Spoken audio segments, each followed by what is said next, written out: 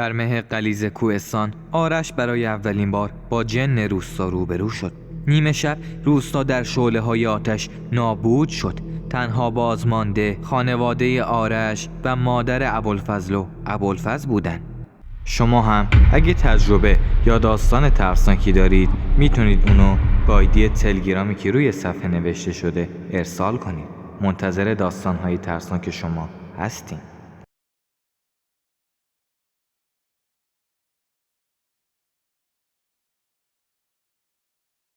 سلام، اسم من آرشه. الان نزدیک 30 سالمه، ولی یه خاطره از بچگیم دارم که هیچ وقت از ذهنم پاک نمیشه. هنوز که هنوزه، وقتی یادش میفتم تنم میلرزه. این داستانو هیچ وقت واسه کسی نگفتم، اما حس میکنم وقتشه که تعریفش کنم. یه روستای کوهستانی توی شمال، اون جایی که به دنیا آمدم و بزرگ شدم. زندگی ما ساده بود، مثل خیلی از خانواده‌های دیگه که توی روستا بودن. بابام میوه فروش بود. صبح زود میرفت به جاده، میرفت شهر و میوه میفروخت و شب خسته و کوفته از مغازش برمیگشت خونه. مامانم هم خونه دار بود، زن آرومی که همیشه بوی نون تازه و غذای خونگی میداد. زندگیمون سخت نبود، ولی اون قدم راحت نبود. با این حال همه چی آروم و بی سر صدا میگذشت تا وقتی که اون اتفاق افتاد. من توی یه مدرسه قدیمی و سنگی بالای کوه درس میخوندم توی روستا. هر روز صبح پا میشدم و با چند تا از بچه‌های روستا از یه مسیر باریک و پرپیچ و خم رد میشدیم تا به مدرسه برسیم. زمستونا سخت‌تر بود، برف و یخ راه و لغزنده میکرد، ولی خب عادت کرده بودیم. تو کلاس یه همکلاسی داشتم به اسم ابوالفضل جلیلی. از همون اول که دیدمش فهمیدم با بقیه فرق داره. ساکت ترین بچه کلاس بود، همیشه یه گوشه نیمکت میشست و به تخته زل میزد. معلم و مدیر اصلا از جلیلی خوششون نمیومد، نمیدونم چرا، ولی مدام سرش داد میزدن. سر کوچیکترین چیز تحقیرش میکردن و حتی کتکش میزدن. مثلا یه بار یادمه معلم ریاضی سوال پرسید. سوالش هم خیلی ساده بود، فقط یه عدد و اشتباه گفته بود، ولی معلم چنان زد توی گوشش که افتاد زمین. همه کلاس خندیدن، ولی من فقط مات و مبهوت مونده بودم. نمیفهمیدم چرا اینجوری باهاش رفتار میکنن. سالها گذشت و این وضعیت تغییری نکرد. از کلاس اول تا پنجم همیشه همون داستان بود. ابوالفضل تنها، ساکت و همیشه قربانی تحقیر معلم‌ها و مدیر بود. بچه‌ها هم کم کم بهش کم محلی میکردن و مسخرش میکردن و یه لقبی روش گذاشته بودن که هنوزم که هنوزه یادش میافتم خودمو نفرین میکنم. نطفه حروم. اون موقع بچه بودم، نمیدونستم این حرف یعنی چی. یه بار شب سر سفره از بابام پرسیدم. گفتم به بابام: بابا، نطفه حروم یعنی چی؟ بابام که داشت قاشقشو برمی داشت سمت دهنش، یه دفعه واسطاد، چپ چپ نگام کرد. گفت: پسرم، هر حرفی که تو مدرسه میشنوی نه یا تو خونه نگو. این کلمه ها خوب نیست، دفعه آخرت باشه. کی بهت گفته؟ گفتم: بچه‌های مدرسه به یکی از همکلاسیام میگن. بابام اخماش رفت تو هم. گفت: کیه؟ اسمش چیه؟ گفتم: ابوالفضل جلیلی. بابام که یکم فکر کرد، بعد سرشو تکون داد و گفت: نه، نمیشناسم، ولی فردا دوستتو دعوت کن با مامانش بیان خونمون، ببینم کی هست، شاید بتونیم کمکشون کنیم. اون شب یه تصمیم گرفتم. میخواستم با ابوالفضل دوست بشم. به مامانم گفتم، اونم گفت کار خوبی میکنی. حتی چند تا کتلت هم برام گذاشت تو کیفم که فردا ببرم و باهاش قسمت کنم و بخورم. فردا که رفتم مدرسه، رفتم سمت نیمکتش و آروم گفتم: میشه اینجا بشینم؟ ابوالفضل که داشت با مدادش روی نیمکت خس میکشید، سرشو بالا آورد. یه لحظه دو به شک شد. با همون صدای آروم و بیروحش گفت: آره، بشین. همه بچه‌ها با تعجب و با ترس بهم نگاه کردن، چپ چپ نگام کردن، انگار که مرتکب یک گناه بزرگ شده باشم، ولی اهمیت ندادم. زنگ تفریح که شد، کتلتا رو در آوردم و گذاشتم جلوش. اونم برای اولین بار تو این چند سال یه لبخند محو روی لبش نشست. شاید اولین بار بود که بدون مسخره بازی یا دلسوزی باش دوست می شدم.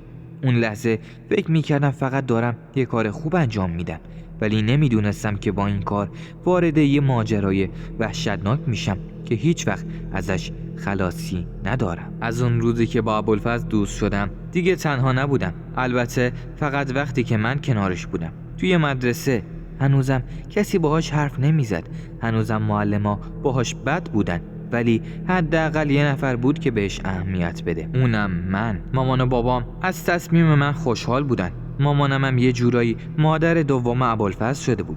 هر وقت می اومدن خونمون براش غذا میپخت، براش لباسای تمیز آماده میکرد. ولی یه چیز عجیب بود، هر وقت اسم خانواده ابوالفضل می اومد بابام ساکت میشد، انگار یه چیزی رو میدونست که نمیخواست بگه. یه روز بعد از مدرسه به ابوالفضل گفتم میای خونتون رو نشونم بدی؟ اولش جا خورد، حتی یه لحظه فکر کرد شاید نمیخواد ببرتم اونجا، ولی بعدش آروم سرش تکون داد و گفت باشه بیا بریم. راه افتادیم سمت خونه‌شون. هوا مه‌آلود بود، آفتاب به سختی از لابلای درخت‌ها جنگل دیده میشد. هرچی بیشتر بالا میرفتیم سکوت سنگین‌تر میشد. حس عجیبی داشتم، انگار که دارم به یه جای ممنوعه قدم میذارم. بالاخره رسیدیم. یه خونه قدیمی و چوبی روی تپه‌های سنگی کنار یه دره. خونه‌شون با بقیه خونه‌های روستا فرق داشت. همه خونه‌ها توی یه ردیف پایین‌تر بودن، ولی اون خونه جدا افتاده بود. ساختموناش از سنگای قدیمی ساخته شده بودن و پنجره‌های کوچیک و تاریک و چوبی داشتن و داخل خونه‌شون روی دیواراش قاب عکسایی بود که حس بدی بهم میداد. یه چیزی توجهمو جلب کرد. یه عکس قدیمی از یه مرد جوان که لباس نظامی و سنتی تنش بود. قیافش عجیب ولی آشنا بود، ولی نمیدونستم کجا دیدمش. یه صدای زن از پشت سرم اومد تو باید آرش باشی. برگشتم و برای اولین بار مادر ابوالفضل رو دیدم. چشماش سبز بودن مثل ماه، ولی غم توی چهرش موج میزد، انگار دنیایی از راز و درد تو اون نگاه بود. لبخند زد و به هم گفت ابوالفضل زیاد دربارت حرف میزنه، خوشحالم که دوستش شدی. اون روز برای اولین بار تو خونه ابوالفضل نهار خوردم. همه چی عادی به نظر می رسید، ولی یه چیزی ته دلم می گفت این خونه، این خانواده یه رازی دارن. چند هفته بعد یه شب اتفاقی افتاد که همه چی رو تغییر داد. اون شب بابام گفت که دیگه وقتشه خانواده ابوالفضل رو دعوت کنیم خونمون. خوشحال شدم. فرداش توی مدرسه به ابوالفضل گفتم. چشماش برق زد. فردای اون روز بعد از مدرسه با ابوالفضل رفتم خونه‌شون. مادر ابوالفضل حاضر شد. یه لباس سرمه‌ای پوشیده بود، آروم، یه زیبایی عجیبی داشت، یه چیزی که آدمو جذب می‌کرد، ولی همزمان یه غم سنگینی تو چشماش بود. ولی وقتی رسیدیم خونه بابام سلام کرد بهمون با احترام، ولی یه لحظه چشماش تا به چشم مادر ابوالفضل افتاد، رنگش پرید، انگار که یه روح دیده باشه. یه لحظه بهش خیره شد، بعدم سری نگاهشو دزدید و سعی کرد خودشو عادی نشون بده. اون شب برای اولین بار مامانم و مامان ابوالفضل با هم کلی حرف زدن. انگار سالها بود که همو میشناختم، ولی بابام ساکت بود، فقط گاهی یه نگاهی به مادر ابوالفضل مینداخت و سری نگاهشو میدزدید. اون شب وقتی که مهمونا رفتن توی راه برگشت به اتاقم یه صدای آروم از توی حال شنیدم. بابام داشت با مامانم حرف میزد. گفت تو هم فهمیدی نه؟ مامانم آروم گفت آره، ولی آرش نباید چیزی بفهمه. یه چیزی این وسط پنهون بود، یه چیزی که نباید من میفهمیدم، ولی نمیدونستم که دیر یا زود خودم همه چی رو میفهم. بعد از اون شب ذهنم درگیر حرفای بابا و مامان شد. یه چی رو نباید میفهمیدم. چرا بابام وقتی مادر ابوالفضل رو دید اونجوری شد؟ چرا خونه ابوالفضل با بقیه خونه های روستا فرق داشت؟ چرا همیشه باش مثل یه بیگانه رفتار میکردم؟ هرچی بیشتر بهش فکر میکردم بیشتر دلم میخواست حقیقت رو بدونم. یه شب که بابام خواب بود آروم رفتم سمت کمد چوبی قدیمیمون. کلیدشو همیشه میذاشت زیر فرش کنار در. میدونستم چون چند بار دیده بودم. با دقت درش آوردم، قفلشو باز کردم و شروع کردم به گشتن. بین یه عالمه کاغذ یه دفترچه قدیمی نامه پیدا کردم. یه نامه زرد و کهنه که روش نوشته شده بود محمد غلامزاده 1358. محمد غلامزاده، این اسم برام آشنا بود، یه جایی شنیده بودمش. سری نامه رو باز کردم و خوندم. به خانم محترم، با عرض احترام، ازدواج شما با پسر بزرگ خاندان غلامزاده تایید شد. مراسم عقد در هفته آینده برگزار می شود. انشالله که این وصلت باعث افتخار خانواده خواهد بود. امضا شیخ روستا. یه حس سرد توی بدنم افتاد. خانواده غلامزاده، پسر بزرگ خاندان. روز بعد از ابوالفضل خواستم با هم برگردیم خونه‌شون.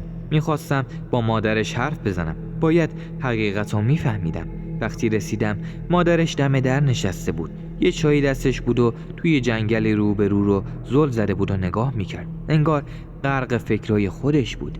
نشستم کنارش. یکم این پا اون پا کردم. بعد بالاخره گفتم خاله میتونم یه چیزی بپرسم؟ لبخند کمرنگی زد و گفت بپرس پسرم. نفس عمیقی کشیدم و گفتم پدر ابوالفضل کی بود؟ با اینکه پدر و مادرم بهم گفته بودن همچین سوالیو نکنم. حرفم که تموم شد سکوت همه جا رو گرفت. چشمای سبزش پر از غم شد.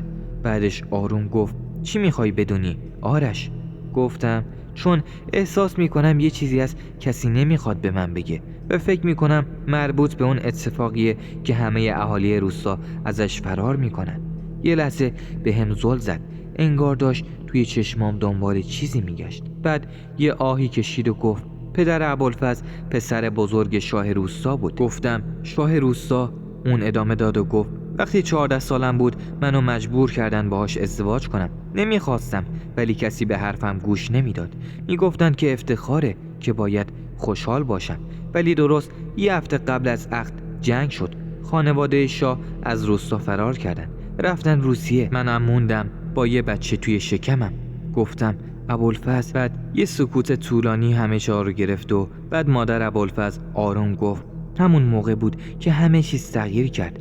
مردم روستا منو طرد کردن. میگفتن این بچه نحسه، نفرین شده است، معلوم نیست از کجا اومد، شاید بچه اجنه باشه. ولی بعضیام میدونستن که بچه شاهه. بعضیام میگفتن که شاه روستا رو به حال خودش گذاشت و این بچه تاوانشه. هیچ کس با هم حرف نمیزد. هیچ کس کمکم نکرد. بعد بهم گفت یه چیزی رو بهت میگم ولی به هیچ کس نگو. یه راز بین من و تو باشه. تو هم مثل پسرمی. بهش گفتم باشه خاله بهم بگو، به کسی نمیگم. گفت فقط یه قبیله از اجنه اینجا بودن. بعضی وقتا دور و برم می اومدن و مواظبم بودن و بهم کمک میکردن. بعضی وقتا غذا می آوردن، میوه می آوردن. بعد بهم گفتن که یه روزی از کل مردم این روستا انتقامو میگیره. یه موج از ترس تو کل بدنم پیچید. یعنی واقعا ابوالفضل یه جورایی وارث خون شاه این روستا بود. اون شب با حرفایی که توی دلم مونده بود و توی مغزم میچرخید برگشتم خونه و خوابیدم. اون سال من سال ششمم که تموم شد باید میرفتم توی یکی از شهرها درس میخوندم و داخل یه مدرسه بهتر درس میخوندم. بابام منو فرستاد داخل شهر ساری و آنجا داخل یک مدرسه تحصیل کردم. ابوالفضلم صبح میرفت شهر و کار میکرد. من 16 سالم شده بود و یه موتور خریدم. اون شب وقتی داشتم از سر کار برمیگشتم خونه هوا تاریک شده بود. مه غلیظی جاده کوهستانی رو پوشونده بود. داشتم با موتور میرفتم که یه سنگ از بالای کوه قل خورد و محکم افتاد وسط جاده. دود و خاک همه جا رو گرفت. خواستم موتور رو روشن کنم که یه صدای عجیب از بین مه اومد.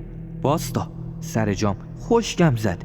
مه یکم که کنار رفت یه موجود قد بلند با صورت بیروح و تاریک جلو روم ظاهر شد. نمیتونستم تکون بخورم. دهنم خشک شده بود.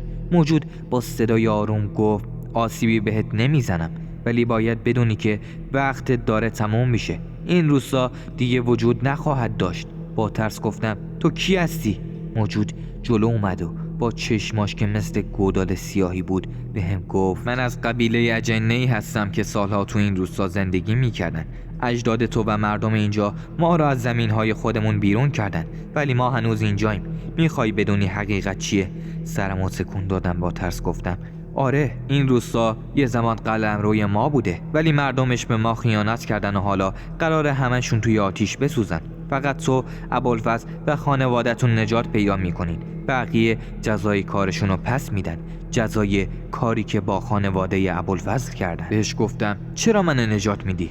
گفت چون تو تنها کسی بودی که با وارث شاه این روستا مهربون بودی. تو و خانوادت تنها کسانی هستین که پاکن. بقیه مردم روستا اونا رو نفرین کردن، بهشون تهمت زدن که بچهش نطفه حرام و نطفه اجنه است. اونا تقاضا این کارشون رو پس میدن. بعد یهو دیدم 6 تا گونی جلو پام گذاشت. خیلی بزرگ بودن. داخلشون که نگاه کردم پر طلا بود.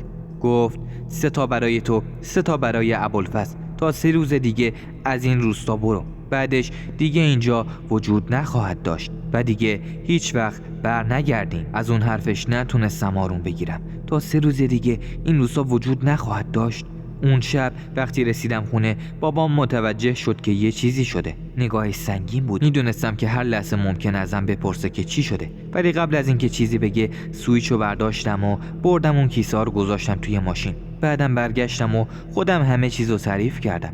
وقتی که گفتم اون جن 6 تا گونی پر از طلا بهم داده و گفته که روستا قراره نابود بشه، رنگ بابام پرید. مامانم هم که تا اون موقع فقط با تعجب به من زل زده بود، دستشو گذاشت روی دهنش و چشماش پر از وحشت شد. بابام چند لحظه سکوت کرد و گفت ما باید از اینجا بریم. همون شب بعد از نیم ساعت 3 تا از کیسه‌های طلا رو برداشتم و ساعت 10 شب سوار موتور شدم و رفتم سمت خونه ابوالفضل. هوا مه‌آلود بود و صدای جیجیرکا توی جنگل یه حس عجیبی رو توی هوا پخش می‌کرد. وقتی رسیدم چند بار محکم در زدم. چند لحظه بعد مادر ابوالفضل در رو باز کرد. چشماش خواب‌آلود بود، ولی فقط قیافه‌ای که منو دید فوری فهمیدی اتفاقی افتاده. گفت چی شده آرش خاله؟ یه نفس عمیق کشیدم و گفتم باید همین امشب از این روستا بریم. همه چیز قراره نابود شه. ابوالفضل که پشت سر مادرش داشت به من نگاه میکرد، یه قدم جلو اومد و با نگرانی گفت یعنی چی؟ کی اینو گفته؟ گفتم یه جن، یکی از اجنه های این کوه، بهم 6 تا کیسه پر از طلا داد و گفت 3 تاش برای خانواده شما و 3 تای دیگش برای ابوالفضل و مادرش. بعد گفت که برو دنبال مادر ابوالفضل و خود ابوالفضل و از این روستا برین و وسایل ضروریتون رو جمع کنین و همین امشب راه بیافتیم و از این روستا بریم. مادر ابوالفضل که حالا کامل از خواب پریده بود یه لحظه بهم خیره شد. بعد بدون اینکه سوالی بپرسه سریع برگشت داخل و شروع کرد به جمع کردن وسایل. انگار ته دلش همیشه میدونست که همچین روزی قراره اتفاق بیفته. 20 دقیقه بعد من و ابوالفضل و مادرش توی تاریکی شب توی راه برگشت به خونه ما بودیم. من و ابوالفضل سوار موتور و مادرش ترک نشین. بی صدا از پیش‌های کوهستانی گذشتم. فقط یه بار وقتی داشتیم از بالای روستا رد می شدیم، مادر ابوالفضل برگشت و یه نگاه طولانی به روستا انداخت و گفت همیشه میدونستم اینجا جای موندن نیست. وقتی رسیدیم بابام و مامانم وسایل ضروری رو توی ماشین گذاشته بودن. بابام کلید ماشین رو بهم داد و گفت رانندگی کن، هر چیز زودتر از اینجا بریم بهتره. اون لحظه حتی 1% فکر نمی کردم که دیگه هیچ وقت به این روستا خواهم برگشت. 3 روز بعد وقتی توی بابلسر دنبال خونه می گشتیم، یه خبر عجیب از یکی از دوستای قدیمی بابام بهمون رسید. گفت روستای شما دیشب توی آتش سوخت، هیچ چیز ازش باقی نمونده. گفتم چطور؟ گفت میگن آتیش از جنگل شروع شده، بعد به خونه ها رسید و مردم سعی کردن خاموشش کنن، ولی آتیش انگار از یه چیز دیگه بوده، انگار زنده بوده. حتی یه قطره بارونم نبارید که خاموشش کنه. تمام روستا توی شعله های آتیش سوخت و هیچ کس زنده نموند جز یه نفر. گفتم کی؟ دوست بابام گفت شیخ روستا. اونجا رو نفرین کرد و بعد خودش اون شب توی جنگل ناپدید شد. بعد از اون شب ما دیگه هیچ وقت به روستا برنگشتیم. چند روزی توی بابلسر دنبال خونه گشتیم تا بالاخره 2 تا خونه 2 طبقه پیدا کردیم و خریدیم. توی یکی من و خانوادم زندگی می‌کردیم و توی یکی دیگه ابوالفضل و مادرش. طلاهایی که اون جن داده بود برای یه زندگی جدید کافی بود. بابام یه مغازه خرید و یه کار جدید راه انداخت. من و ابوالفضل هم کم کم سعی کردیم همه چیز رو پشت سر بذاریم و یه زندگی جدید رو شروع کنیم. زندگی توی بابلسر بهتر بود. دیگه کسی به ابوالفضل نطفه حروم نمیگفت. دیگه کسی مسخرش نمیکرد، تحقیرش هم نمیکرد یا کتکش نمیزد. ولی یه چیزی عوض نشد. اونم هنوز ساکت بود و گوشه‌گیر و عجیب. بعضی وقتا شبای صداهایی از خونشون میومد، انگار کسی توی خونشون راه میرفت یا حرف میزد با مادرش. یه بار مامانم بهم گفت مادر ابوالفضل بعضی وقتا ساعت نصف شب